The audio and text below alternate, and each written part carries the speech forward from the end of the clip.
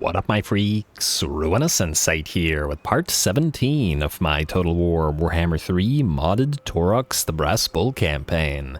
So as we saw last time, Malagor had plenty of action and a little bit of a tough battle for him, but managed to continue to stand, or I guess fly tall. That didn't make much sense, but it made enough sense for my purposes. Anyway, as time Malagor will continue, and oh, I never took Magritta at the end there, but that should be an easy auto resolve. Anyway, Malagor will continue rampaging throughout these territories, and we will continue building our Tzeentch army. Though, speaking of the Tzeentch army, I find it a little bit weird that the Blessing of Tzeentch applies to Chosen Tzaangors, but doesn't apply to the regular Tzaangors. Why give us a Mark of Tzeentch and give us both Chosen and regular Tzaangors, but not allow the Blessing to apply to both of them? It's a little bit odd, because if possible, if we ever get enough dread for it, I'd like to make another army that is focused on a bunch of Tzaangors and Chosen Tzaangors together,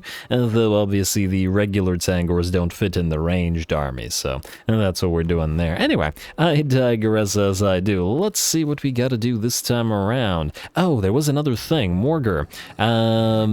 Middenheim. So last time we raised Middenheim and I was going to perform the ritual and then promptly forgot, but this looks like it might actually be a good thing because Theodoric Gosser has moved here, and if we destroy his army, Nordland will probably be pretty much dead, and Nordland is one of the objectives of this campaign, so I know I was going to move Morgr south to finally take out Reichland for good, but it's probably better to take Nordland out because we have to anyway, and there should be a Wood Elf territory right here that Morgr can enjoy as well. So we're going to actually move into Middenheim. So let's pop you into Ruination stance right to there, at the edge of this territory, and I'm probably going to fight this manually. This is a full stack in the main army of this faction, and alas, they don't have much in the way of defenses as they just took this over. Ooh, and they actually have a decent army. Some Knights of the Blazing Sun, a bunch of crossbows, and a bunch of great swords. Nice little Imperial army. I like it. Couple of warrior priests as well. Alright, we'll fight that in a second. I just want to deal with Morgr, or Malagor rather, before I forget about him. Go to regular stance, not a rating. Let's take out Magritta with a quick little auto-resolve. Like so.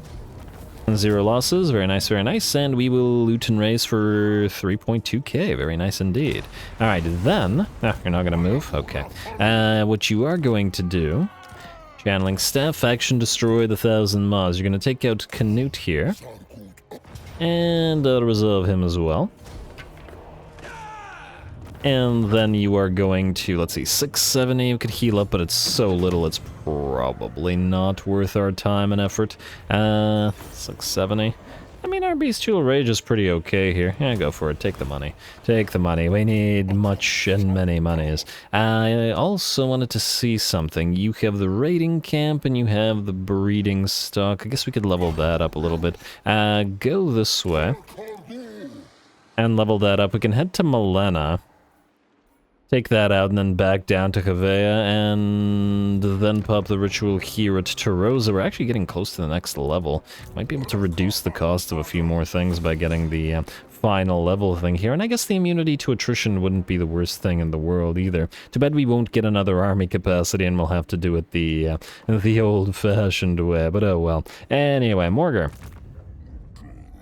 We got things for you to do as well, friendo. Let us send you in right away. I don't think there's anything to do. We can ask the Fecundites to join the war against Nordland for a little bit more money. Not much money, but enough money for our purposes at the current time. Also, I wanted to check how much...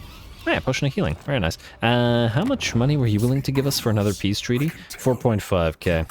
Might be more next turn if Festus doesn't kill them, and it looks like he's going to try to bypass them, so maybe we should just be sad with them. Although that'll probably mean they remain alive, I also don't think we really care.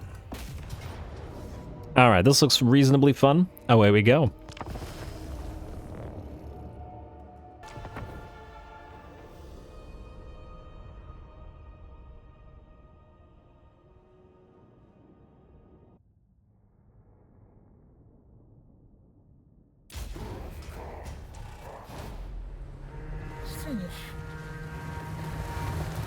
Alright, here we go. It's been a little bit too long since Morgur has gotten himself some good action, and this looks like it'll be some good action indeed. We got a full army arrayed before us, a very solid Imperial stack. I'd be happy with an army of this nature myself, so we will have to be wary of it. They're decently balanced. They've got Knights of the Blazing Sun X2 and Knights Panther as well with their anti-large and their dampen abilities, or banish ability rather. So we'll have to contend with those. We're going to send in the Sons of Goros and right into those Empire Knights. I'm going to help them out with Hoof It to the Limit, our other unit of Centaurs with great weapons. Hopefully they'll be able to not only surround and destroy this Empire Knight, but keep them close enough to the woods that they are debuffed, whereas then we won't suffer the same said debuffs.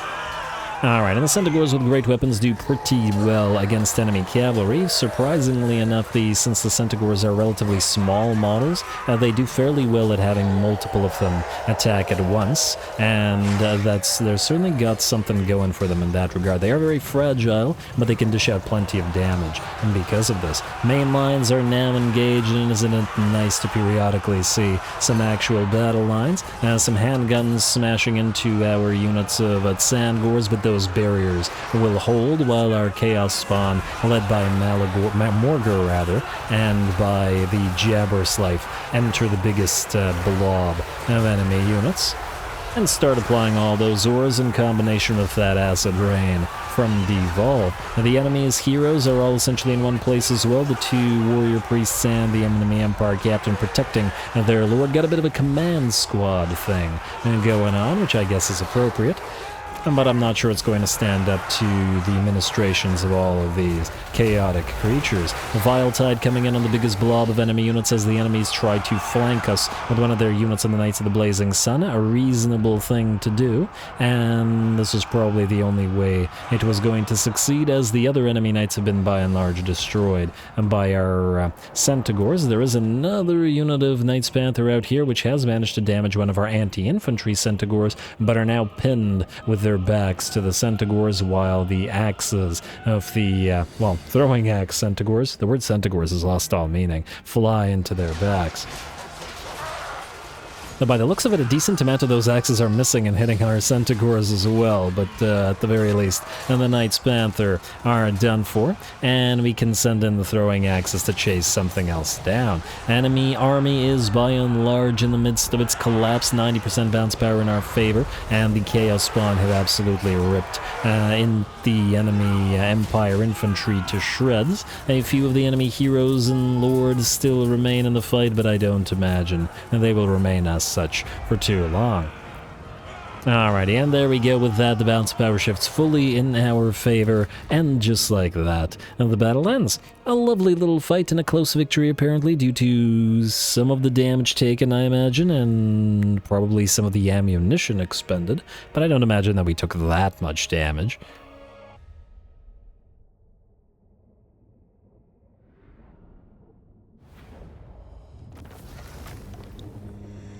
Alright, there we go, another useless, terrifying Mask of V, unfortunately, but oh well, we can hopefully turn it into something a little bit more useful. Otherwise, a nice little fight, nothing consequential in terms of damage. Looks like in terms of the Chaos Spawn, 13k damage. The Living Failures are angry about their name and are just outdoing all the other Spawn, and in second place we had the Spawn of the Shadow Gave and the Fetid Horde. Looks like one of the Centaurs did reasonably well here as well, but these are the non-armor piercing Centaurs, so they won't stay in this army, so they will not have their names.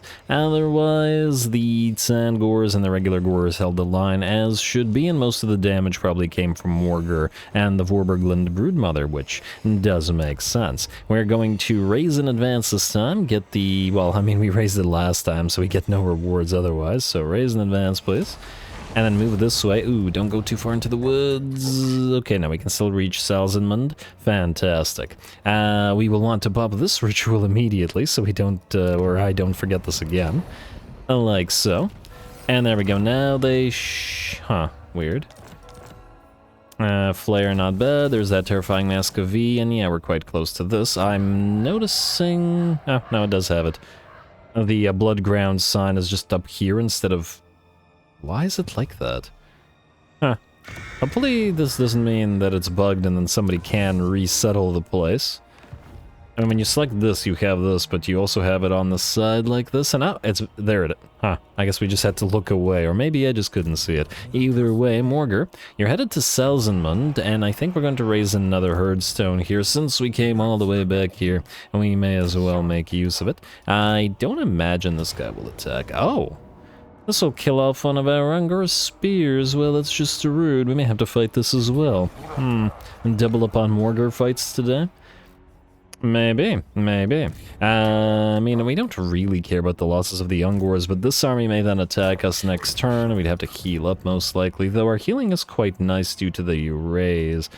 Nonetheless, it feels like we probably should move in, and there is a Hellstorm rocket battery to contend with, and we don't have flyers to outrun it, so I guess we'll fight this one too. Alright, Morgar, your main tree is good. We could get you Uncanny Senses, but frankly, you're already very difficult to deal with for enemies, and you're probably fine. Let's instead get Freakish Mutations, start buffing up the Jabberslyths and the Chaos Spawn.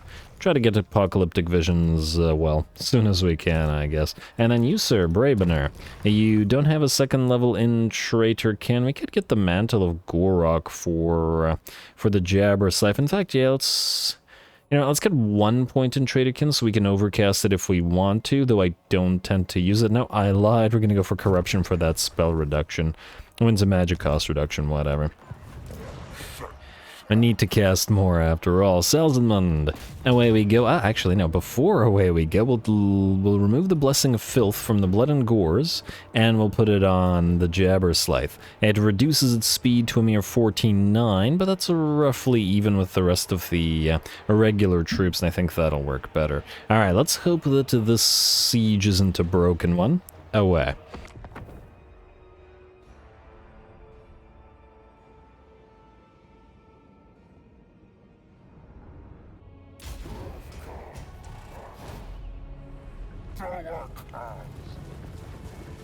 Ooh, a nice lighting. But anyway, here we go again with Morgar. And hey, it's Morgar after all, not Lesgar, so it's only appropriate that we do give him another battle. Now we're gonna head directly towards the enemy gate, which has that lovely 30,000 HP, and thus we can make this a cinematic siege. Looks like some crossbows will start hitting our Jabberslyth, and ooh, a few of those rockets fly into a few of our Chaos Spawn, but at least the rest will be safe from the rocket fire, and we should be able to bring that gate down reasonably quickly. Jabberslyth will make it into the settlement as well as Morgar, and then it's gonna start getting dangerous for those Imperial defenders. The rest of the army will just sit back here, wary of getting hit either by the mortars or by the enemy Hellstorms, and they will move in once they are able to be relatively safe. Ooh, what the heck? Oh, I didn't notice that. One of the enemy crossbow units did about, I don't know, nearly half HP damage to a poor Bravener here. That's my bad. I should have been paying attention to that. But anyway, no more of that as the Jabberslyth and Morgar finally make their way into the city. The enemy Bright Wizard quickly knocked down. Not killed, but at least knocked down by the Jabberslyth, who joins right back into the fray in a very bloody jump. Man, these things are just fantastic at being infantry blenders, aren't they? It's quite nice and effective. There we go. And that's on top of the aura. Or not counting even the aura, just those animations where it's just a, I don't know, whirlwind of limbs. A many-limbed fiend indeed. Anyway, Brace Scream comes down on the pile of enemy greatswords, followed by that Jabberslyth continuing to wreak absolute havoc. We have 2 units of Chaos Spawn summoned, one by active summoning and one by passive summoning from Morgar. There is a Vile Tide coming down on the enemy as well, and the area around this gate has turned absolutely chaotic. Sandgors continue to support the Chaos Spawn as we make a very nice beachhead in the enemy settlement and prepare ourselves to move further in so that we can go after the enemy mortars and Hellstorms. In fact, we're going to send all of our Centaurs around to go through this gate to hopefully run around and destroy the enemy artillery and prevent them from doing too much. By the looks of it, in terms of the enemy's positioning, while the mortars can at least fire over these houses, the enemy rocket battery cannot. Its arc is too shallow for that, and thus we're still safe here behind the gate. We weren't safe back here, which is where we were taking hits, but now we're okay.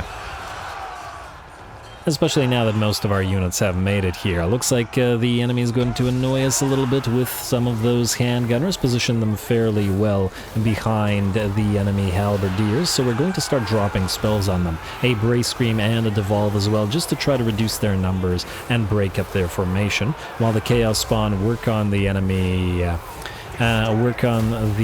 halberdiers in order to get up here and prevent these guys or stop these guys from continuing their fire. It looks like at the very least the handgunners have been destroyed by the various types of spell work. Now the crossbows will continue to fire, but they're nowhere near as threatening in terms of damage, but we will still make our way up the hill. Very nice.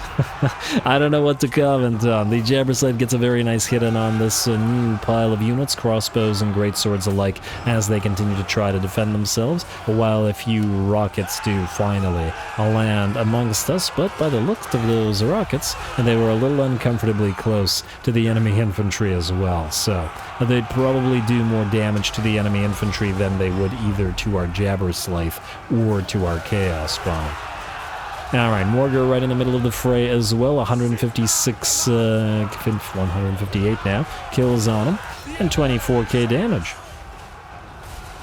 You gotta love Morgar's passive ability to do damage. Certainly he doesn't do as much damage as Taurox generally would, unless he's just in a huge blob. But it's still very nice. And once again, I like the ability of combining all of these Mortis Engine effects. I'm almost tempted to try to ally with Norska just to get access to Bile Trolls and get another Mortis Engine effect in here, but I don't know. Once again, I feel Norskans are too civilized for us. Anyway, we found the enemy Bright Wizard, and Morgar will be whacking away at him, and the Stab of Ruinous Corruption will either cave in his head. Alright, come on, man. You tried to gore him. Alright, come on. You were supposed to do that on cue. And there we go. Okay, look, he took off his arm with his horns. Good enough. I was expecting a final hit to land with that staff, but it's all good. Anyway, it looks like just the enemy artillery remain now, but we can speed it up, as with the artillery being the only units left on the field, they will simply shatter, regardless of the fact that they still had HP. Another decisive victory for Morgar under this pretty lighting.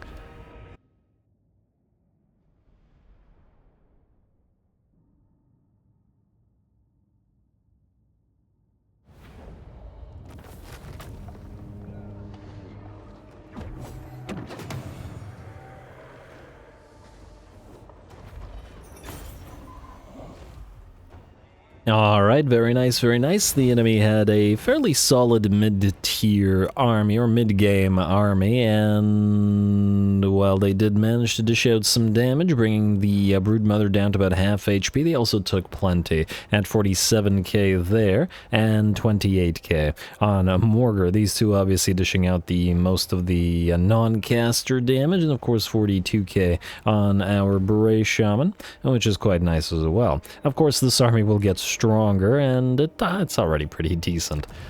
Probably not the best army to use for sieges, funnily enough, but we make it work. Raise Herdstone right here, please, and we should be able to heal up to full and continue doing things. Ritual of Ruin Heroes available immediately.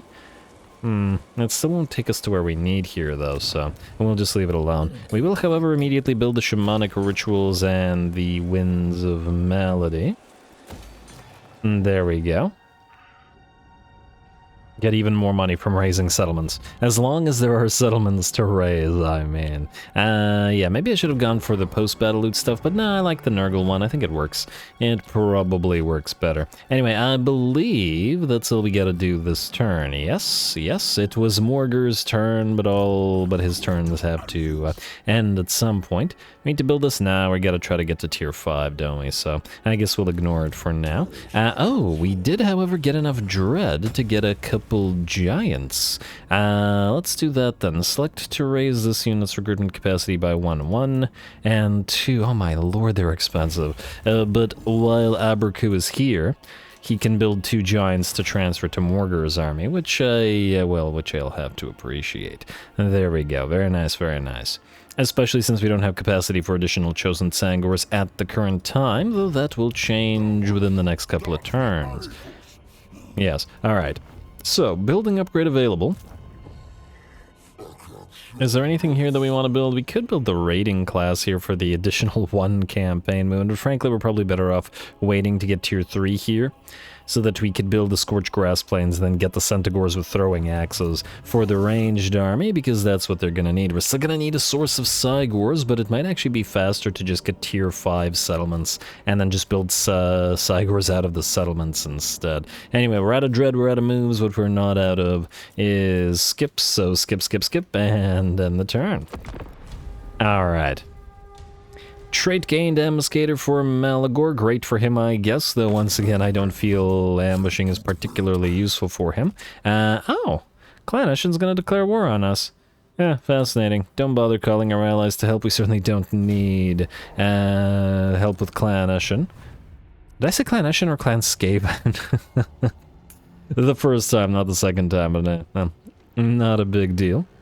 Especially now that we're at war with them. They'll all be nameless and dead soon enough. Corsairs of Spite are also close, which we might destroy because of their proximity. More than anything else to Morgur, although maybe we'll send another army up there once Morgur finally manages to head southward. More importantly right now... Alright, Malagor, you got your thing. Scheme of Doom, Settlement Besieged... What's Settlement Besieged? Did I forget a place? Wait. Summer Seas Plague... Sahagun. Oh, Deathmaster Snitch. You besieged the place. Huh. Well, that's interesting. Are you sure you want to do that? We might just fight this. I guess we could also send this army up here in 1 turn. It'll take it a while to get there. And ooh, another one of these little armies up here. We could send Malagor after it up, but we'll have that annoying Slaaneshi seduction thing to be dealt with, and frankly, while it's in March stance, it's actually not great for us, because it's, if something gets seduced and the enemy army does... Did you really fail at 84%? You're supposed to be a tech thief, damn it. Well, I guess Beastman tech thief, yeah. Yeah, so if a unit gets seduced by Slaaneshi army and it's in March stance, it'll get destroyed no matter what, but if it's in a regular stance, it won't, so maybe. Lewis the Devoted, where are you going? Trying to retake this? Not with what you have, most likely. Taurox, more importantly, we need to get that replenish rampage back up and running, so we're going to pop you into... Ruination stance. Gonna pop you right here alongside this road here. Trying to get to Leret or Leret or whatever. Let's auto-resolve Barfleur because there's basically nothing there. And we took very little damage. A little bit of damage on the Minotaurs, but it's fine. And we will loot and raise. Alright, did that give us the rampage? Dawnstone... No, it did not. No. Ow! But we can still reach Lorette. Oh, fantastic. Head here, then. We'll raise another herdstone here. Just to double check, though, one thing. You... Reward locked, and yeah, okay, fine. And we still have this for 2 turns, but this should do it for us. Auto-resolve this is not worth our time. We will raise... Ooh, 3.4k, but now raise the herdstone here. Alright, Manish Thrall, Scarecrow Banner, blah blah blah, Harsh Rampage achieved. Now, first of all, we're going to take the Unyielding Onslaught, like so. Get that ward save.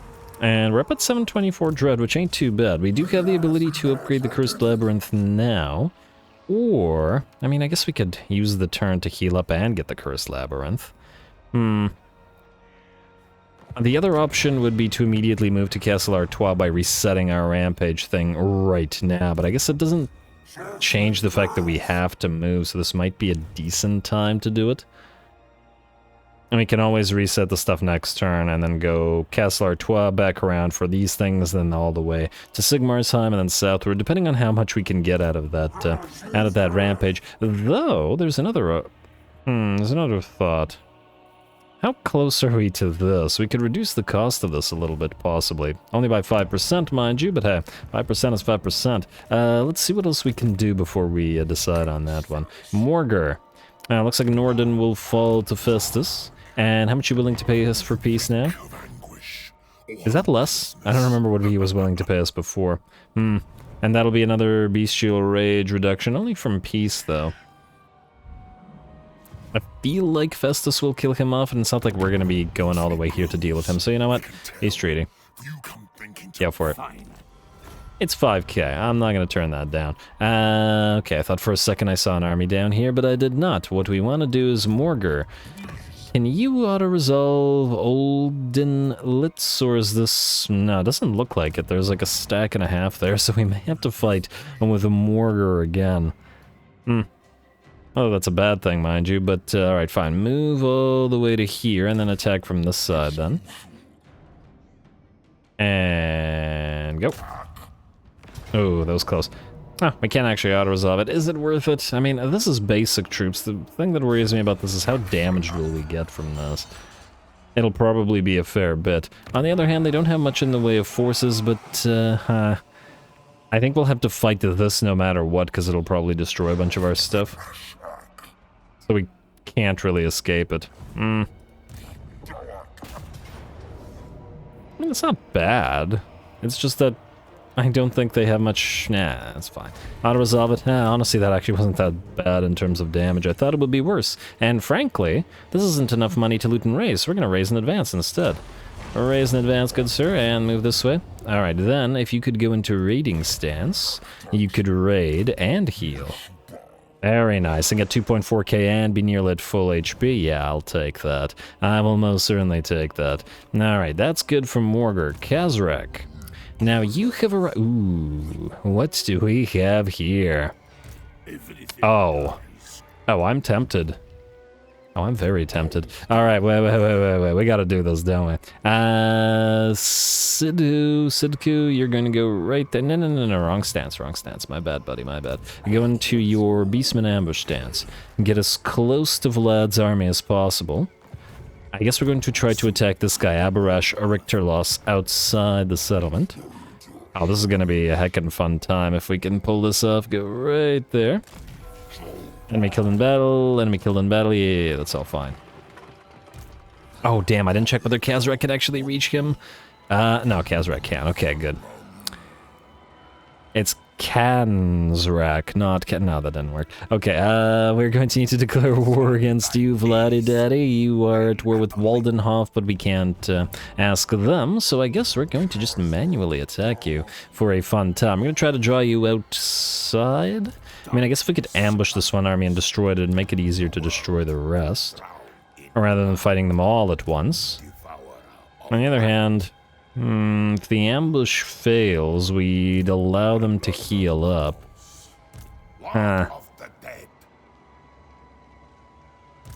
It would be a considerable reduction in strength for them not to have the Fargulfs. Now, let's take a risk, and if it doesn't work, and we'll have to, well, we'll have to deal with it. Adapt and overcome, etc. Call your allies to help. Nope, don't bother. Just attack. Alright, come on, give us an ambush here, and we've got it. Very nice. Alright, we'll destroy this one army, and we'll pop the Lichbone Pennant on, I think, our most elite unit, our Koroks Man Rippers, and the Gift of Chaos will pop on, I guess, these Blackhorns Ravagers. I'm probably not going to keep them in this army, so we can transfer the Gift of Chaos later to Doggos, or something along those lines. Now, this shouldn't be too difficult, but there's still Vlad to consider, so away we go while we have time.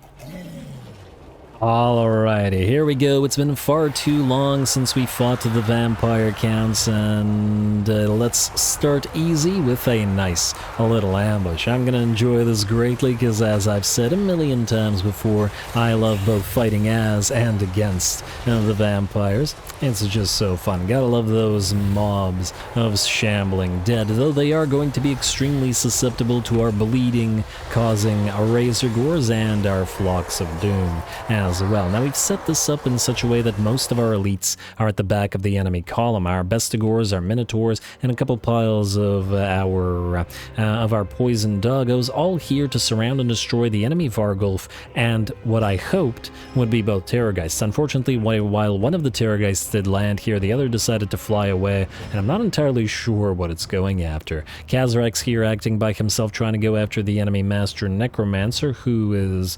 How dare you name yourself Abarash? But anyway, while our piles of chariots sort of try to annoy the enemy by riding around through them, unfortunately they have a difficult time getting through the tar pit here, so they're going to try to back away and then charge again. Is it me, or do these chariots need a little bit more mass?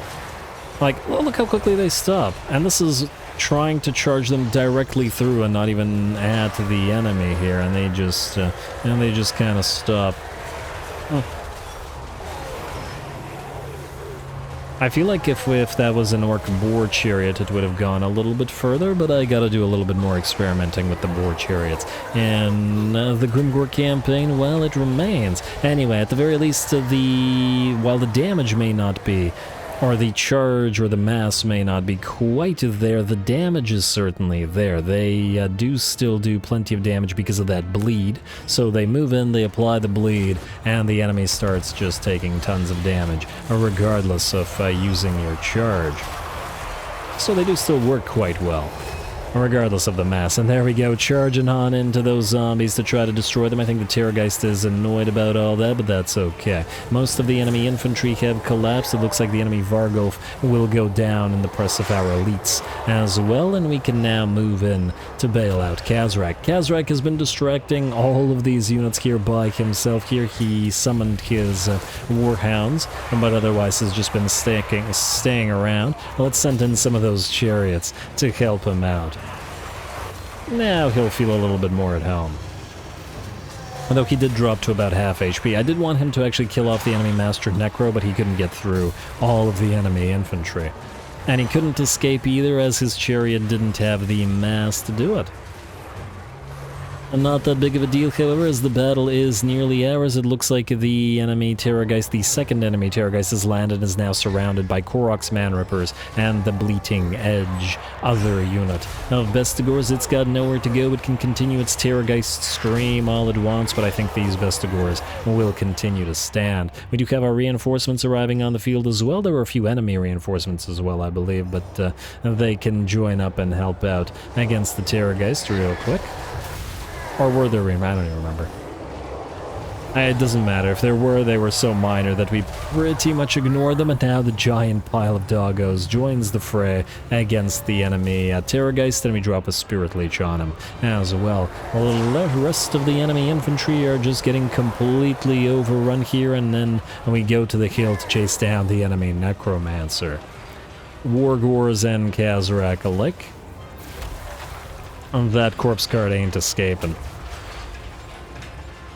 Totem of the victims comes down, a little bit of speed reduction. Not that the corpse guard was fast in the first place, down to 14 speed after that and poison. Down goes the Necromancer, down go the zombies, and down goes this army.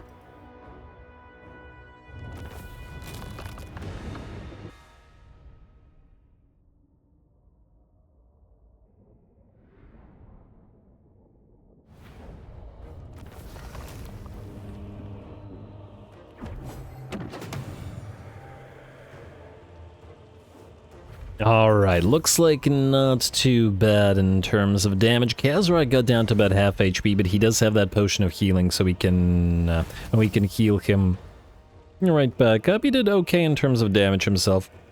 as well, and served to distract like 4 or 5 units, including the enemy lords, so he certainly served his purpose here. Let's see, the Wargors did okay damage, 11k and 11k and 6k. I do have to wonder whether they would do more damage off of the chariots and instead on foot, and we'll probably put maybe one of them at least on foot to compare, and to lead the various Bestigors, while the other one leads the Razor Gors and the Razor Gore chariots. Razor Gores did 29k damage and 13k damage, and chariots did 22 and 38. Though to be fair, this was pretty much an ideal situation for the chariots, as they had a lot of those weaker skeletons and zombies to ride around and destroy. And we got 26k and 22k on the doggos as well, all of which did perfectly fine. Nice. Well done to everybody. We could heal. Oh, this would allow us to heal Kazarak to full. I mean, we do have to fight Vlad, so maybe we should do it as much additional HP as we can. Bit of a shame to sacrifice 2k for it, but hopefully it'll be worth it. Devour captives. Alright, now the remnants of this army will move away, but we should still be... Hey, where are you going? Stay there. Well, hopefully he'll come in as a reinforcement. Obsidian Amulet, and then I guess this time... Yeah, you'll still reinforce. Now this time we're going to switch to Ruination stance, and we're going to attack Lichburg. Now we are most definitely out of time here. Ooh, Pyrrhic victory. But I was excited about this fight, so despite being out of time, we're still going to fight it. Before we do, let's level everybody up, because this might be a toughie. It is Vlad after all, and I'm not entirely sure how we're going to be able to bring him down. Bloodlust, I think, is the way to go to get the buff around Kazarak. And then I guess afterwards we'll start heading into his personal buffs or possibly his army buffs. Haven't decided on that. Pan's Impenetrable Pelt will probably be decently useful here, so I think that's what we're going to go with for you. And the other mage doesn't need to level. Our Warg War, or at least one of the Warg Wars does. We have Retinue Physician. We have both of the totems. They're probably pretty likely to get hit by Spirit Leeches from one of the Vamps, so I think Uncanny Senses is probably going to be the way to go there. And on these two Wargors, one of them's at level 10. But I'm not sure that we should bother leveling. I mean, I guess we could get you Bloodlust to get the Augment. If we want to level through Blood on the Wind, we only have 6 points to level though, and we definitely want one of these. I mean, I guess we'll get you Forerunner. Okay, let me see if I can manage this. Forerunner, Will of the Gods. No, we wouldn't be able to get the totems. Alright, fine. Just do Forerunner, Will of the Gods, and Bloodlust, and not bother with this then. I guess we could get you Replenish Troops, and we'll save the rest of the points to trying to get into Blood on the Wind and Totem of the Herd, and then we'll do the same with you. Oh, no we won't. You're level 9. I guess we could at least upgrade your Replenish Troops and Bloodlust and Will of the Gods, and just no Alpha Beast. It's alright. Alrighty, Vlad, time to fight. Let's see if we can pull this off, and if we do, I'm sure this will be pretty ugly for the faction. They're already immediately willing to peace out. But we came here for Castle Drakenhof and the special Herdstone there, and we ain't leaving without it. Alright, and Isabella is here as well, and they've got, I assume this is Emmanuel Posner, I can't quite tell. But judging by the fact that this is Lore of Shadows, I'm pretty sure it is. Either way. Pyrrhic victory, casualties high. Seems reasonable. Go.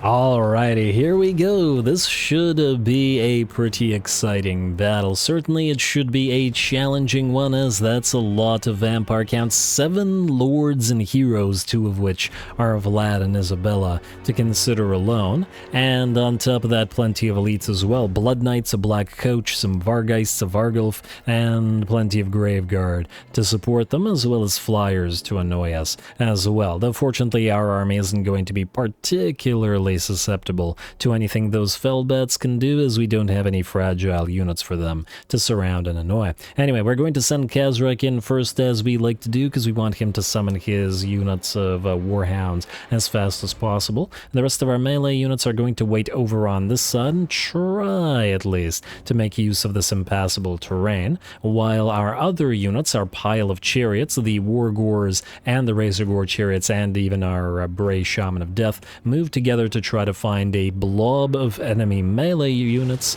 that they can move and charge into without worrying about having to deal with enemy Vargeists or heroes or other elites.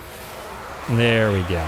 And yeah, gonna stop a little bit too early, but try to drive yourselves as deeply as you can, or as deep as you can, into the enemy formation. Ooh, but it looks like the enemy will countercharge us with some of those Blood Knights. Not to worry though, we were prepared for that, and we will countercharge them ourselves with 2 units of our doggos and 2 units of our piggies as well, all of which will focus down those Blood Knights. We're also going to pop the Fate of Biuna as well, which we were saving for the Blood Knights, as they're the biggest threat on the field, aside from the enemy lords, heroes, and possibly the Black Coach, depending on how the AI actually uses it. Kazrak's still in the middle of the fray here, though it looks like Emmanuel Posner, I was right, decides to attack him together with her Vargeists, but the Koroks Man-Rippers will help their lord out.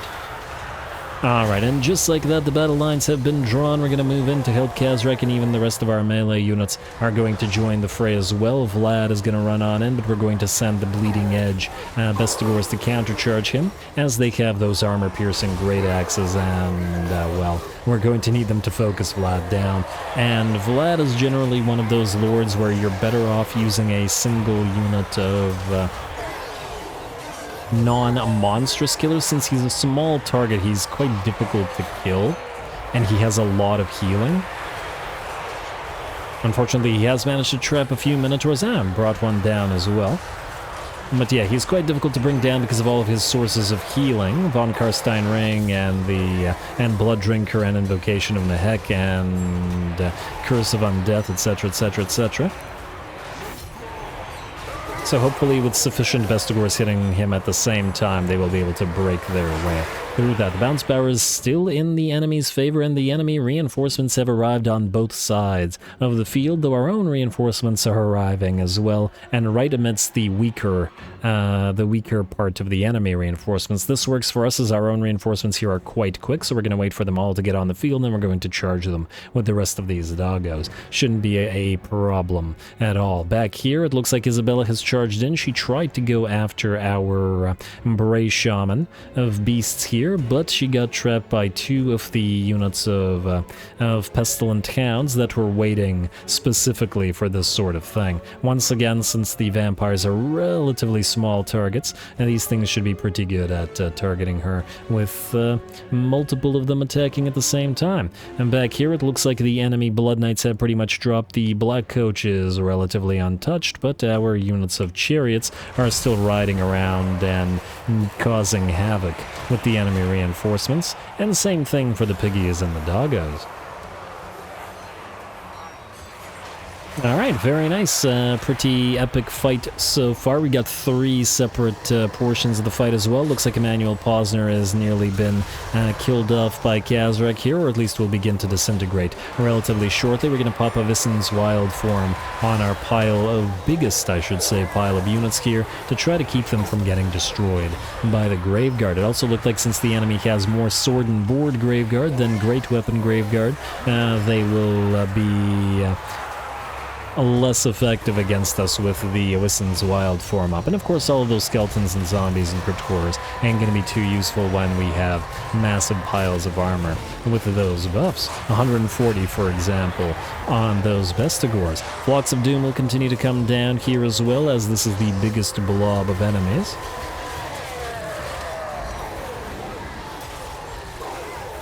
Alright, and how are we doing now? The balance of power has shifted in our favor, taking a little bit of damage on a few of those units. One of our Wargors is down to half HP, and we gotta be careful with our Bray Shaman as well, not leaving him alone. I think the Wargor was damaged by the Vargulf, or in concert, or together with the enemy White King. But still, together with all the piggies here and the pestilent hounds, we should be okay and can surround either one while the chariots get out, if they need to. Looks like Isabella has been brought down as she just couldn't escape that pile of enemy, or pile of our pestilent hounds who probably felt at home fighting in the scummy marsh water. Seemed appropriate for them. Otherwise, the bounce power continues to shift in our favor. The black coach is heavily damaged now as it trapped itself among our bestigors, and Kazrak will deliver the final blow. There we go. And get back into the fray immediately. Still plenty of grave guard to take care of, but the enemy is rapidly losing its elite units. Vlad is still fighting, however. He actually dropped to about like 10% HP, but repeated heals were able to bring him back up. He hasn't done a crazy amount of damage, but he's more of an attrition sort of lord than a direct damage dealer in terms of his fighting capabilities against mobs of infantry. It's just he's so difficult to bring down, he can outlast most things. However, I doubt he's going to outlast this, as our reinforcements have arrived and hit all of those enemies in the back, and he has reached his healing cap. Finally, he will heal no more, and his army will start disintegrating, together with Vlad himself, though of course the von Carstein ring will bring him back from the grave extremely quickly. Rest of his army are disintegrating as well, and now it's just a matter of showing the undead how we do attrition.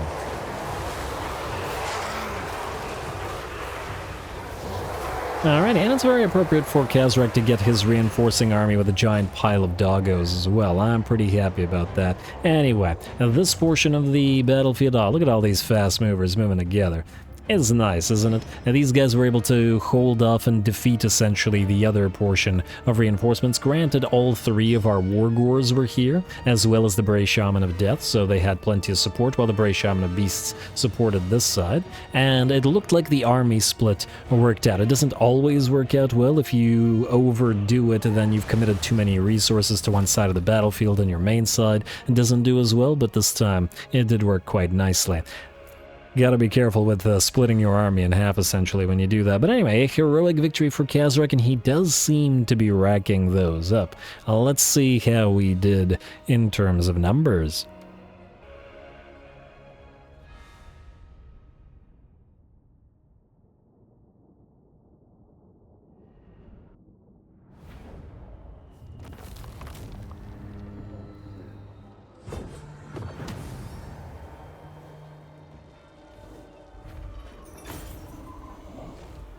Alright, there we go. Very nice fight, and a 4.7k reward for that as well. Wouldn't turn that down. As for how we did, it looks like more or less it's our single entities that took the biggest beating. The Bray Shaman of Beast got hurt as various enemies tried to focus him down.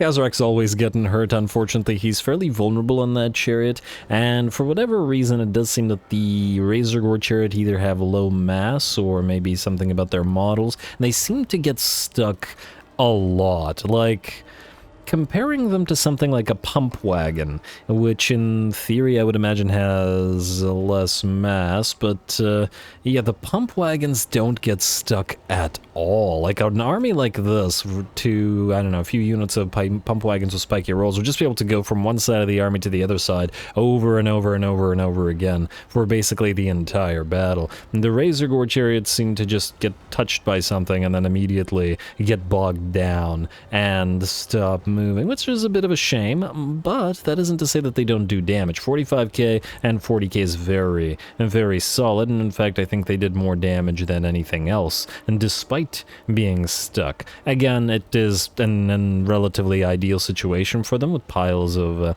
weaker units, but nonetheless. Several of the wargors did pretty okay as well, 8k, 20k, and 14k, and Kazrak himself at 26. Of the doggos, it looks like the Dreckwall doggos did the best in terms of both damage and kills, and, well, I guess there's only 2 piggy units, so the Foul Tusks did the better of those guys. Alright, well, everybody did well, and frankly we didn't take as much damage as I thought we would, so I'm pretty happy with the result. We are going to... oh wow, really? Huh. honestly thought we'd get a bigger reward. I guess loot and raise. I mean, we went here before going to Castle Drakenhof, which we will still have to do, but we should still be able to heal up. So loot and raise, and then try not to move. That doesn't look looted and raised to me. I guess it's waiting for the enemy armies to move. Stop moving. There we go. And defeated Vlad gives us an extra 5% hit points and some wound recovery time reduction, should we need it. And Bray Shaman's Familiar, Barbarian, and Power Stone, and Tuskor Chariot. Now, you, Kazrak, need to get into a camp, because we now have the Cursed Labyrinth available, so we may as well use it. You're going to, together with this guy, who I guess we'll put into raiding stance. I'm gonna go right here.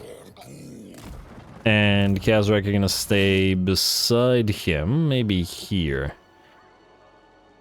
In the sense that we may want to try to ambush one of these armies. I would like to build this immediately. I mean, I was gonna say maybe we try to pop a few rituals to reduce the cost, but, you know, 5% isn't gonna be a big enough deal to try to figure out the way that's gonna go. A little bit tempted by the Totem of Bones as well, if nothing else, just to reduce the, A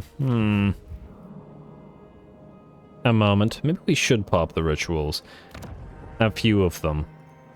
I mean, there's probably a couple that we could do that... Are we able to pop the ritual while Deathmaster Cinch is sieging? I also gotta remember this. Anyway, you know what? I'll figure that out next time. We are very, very much out of time. I didn't expect this episode to go along, but I am pretty darn happy with the results. So I'm gonna call it here. Next time, we'll build up the 2 tier 5s, which will give us access to our elite units finally. So Cygors, Gorgons, and Incarnate Elemental Beasts and Bulgors. We just need to make sure that we have the sufficient dread to actually build them. Stay tuned for more Beastmen. Don't forget to leave those likes and comments below. All glory to the algorithm. And thanks for watching.